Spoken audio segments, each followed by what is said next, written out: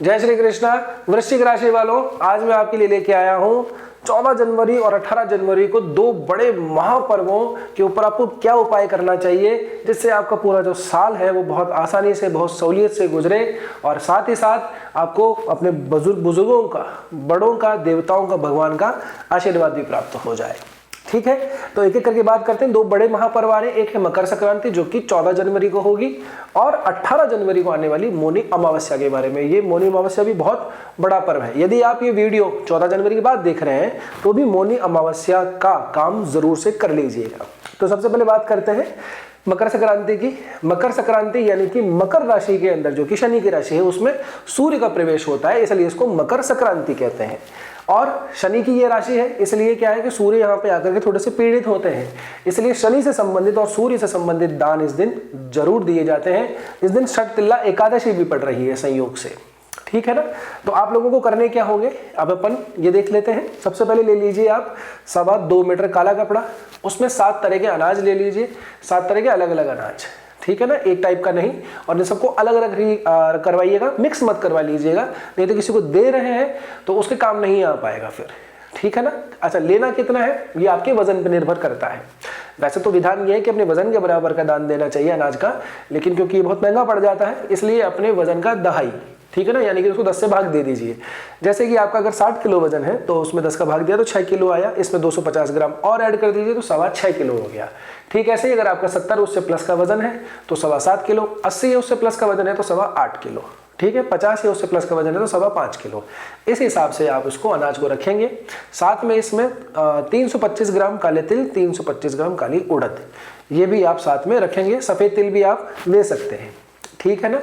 और 1 लीटर सरसों का तेल इसमें ले लेना है। कुछ पुराने सिक्के, पुरानी कौड़ियाँ अगर घर में हो तो रख लीजिएगा, बाकी पुरानी कौड़ियाँ आजकल बाजार में भी मिलती हैं, तो पुरानी कौड़ियाँ भी आप इसके अंदर रख लीजिएगा। ये सभी जो है आइटम आप क्या करेंगे।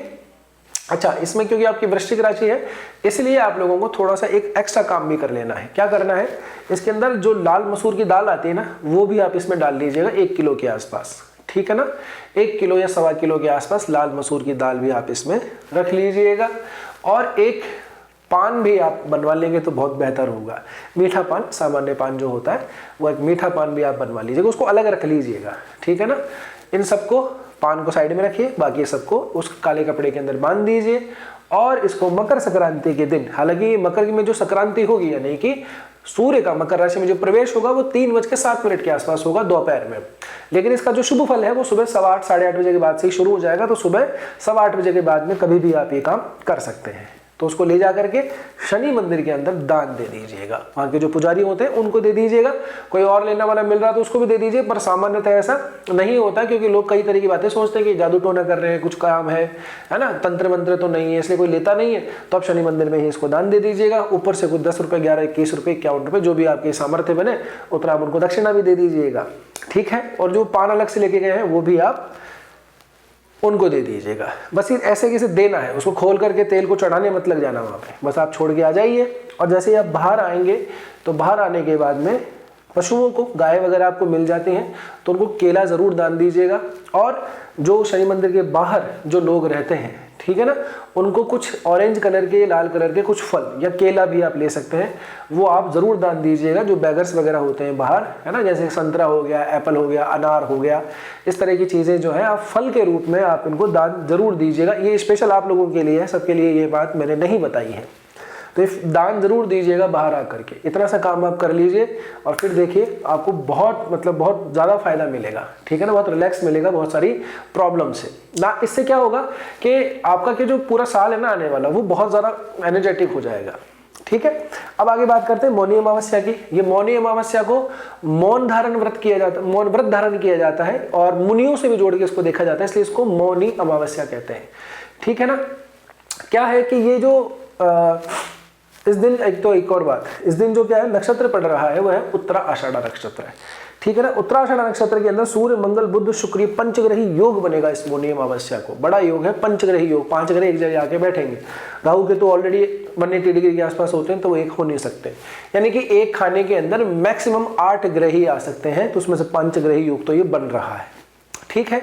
अब क्या है कि मौनी अमावस्या का जो दिन है उस दिन पूर्वजों का, देवताओं का, भगवानों का दिन माना जाता है, पितरों का अर्पण के लिए बड़ा दिन माना जाता है। कहा जाता है कि ऊपर से, आसमान से, स्वर्गलोक से देवता, भगवान, हमारे पितृ, हमारे पूर्वज इस पृथ्वी पे आते हैं और पवित्र नदियों में, पवित्र धार्मिक कुंडों में स्नान करते हैं। ठीक है ना। तो यदि आपके आसपास कोई त्रिवेणी संगम हो, त्रिवेणी संगम मतलब जहाँ पे 3 नदियां आकर के मिलती हैं, या फिर कोई धार्मिक कुंड ही क्यों ना हो, वहां पे जाकर के आपको स्नान जरूर करना चाहिए। भाई त्रिवेणी संगम नहीं मिल रहा आपको, त्रिवेणी संगम जरूरी नहीं है कि प्रयागराज वाला ही हो, आपके घर के आसपास कोई भी ऐसी स्थान जहाँ पे 3 नदियां आकर के मिलती हैं, वहां पे आपको जरूर मौनी अमावस्या के दिन सुबह ब्रह्म मुहूर्त में जाके स्नान करना चाहिए। ठीक है ना। क्योंकि मैं फिर से कह रहा हूं, पूर्वजों का आशीर्वाद, देवताओं का आशीर्वाद प्राप्त करने का दिन होता है। कहा जाता है कि स्वर्ग से देवता, भगवान, पितृ वगैरह धरती पे आते हैं, तो पता नहीं कौन आपको मिल जाए, कौन आशीर्वाद देने के लिए आया हो, कौन आपसे मिलने आया हो। इसीलिए स्नान करने के बाद में कुछ दान अवश्य कीजिएगा। दान किस तरह का दान? सर्दी का मौसम है तो काले कंबल या फिर नीले कंबल आप दान दे दीजिएगा। ठीक। अगर आपको काले नीले कंबल नहीं है, कोई लाल रंग के अगर कोई शॉल आपको मिल जाए, स्वेटर आपको मिल जाए, तो वो भी आप दान कर सकते हैं। इसके अलावा क्योंकि सर्दी का समय है तो आप इसके अंदर जो पकौड़ियाँ होती है ना, वो भी आप डीप फ्राइड करके वो भी आप चाहें तो दान दे सकते हैं। यानी कि खाने का कुछ आइटम या पहनने का, सर्दी से बचने का आइटम आप लोगों को दान जरूर से देना है। और जहाँ पे भी आपका संगम हो वहाँ पे अगर बंदरों का कोई स्थान है, बंदर काफ़ी ज़्यादा है, तो बंदरों के लिए भी आइटम ले जाना। बंदरों को भी आप लोगों को फ्रूट्स वगैरह, केला वगैरह, गुड़, चने, जो भी आप दे सकें वो दान ज़रूर दीजिएगा। ये काम आप लोगों को ज़रूर से करना है। पता नहीं किस रूप में अगर नारायण मिल जाएगा तो कौन आपसे मिलने आया हो, कौन आशीर्वाद देने आया हो। ठीक है ना। ये मौनी अमावस्या का दिन बहुत बड़ा है। यदि आप मकर संक्रांति के बाद में भी अगर ये वीडियो देख रहे हैं तो 18 जनवरी का काम ज़रूर से कर लीजिएगा। तो उम्मीद करता हूँ आपको ये वीडियो पसंद आया होगा। तो पसंद आया है तो ऐसी ही और जानकारी प्राप्त करने के लिए आप सब्सक्राइब जरूर से कर लीजिए चैनल को, हमें भी थोड़ा मोटिवेशन मिलता रहता है। लाइक तो आपने कर ही दिया होगा अब तक। मिलते हैं अगले वीडियो में, तब तक के लिए जय श्री कृष्णा, जय श्री राम।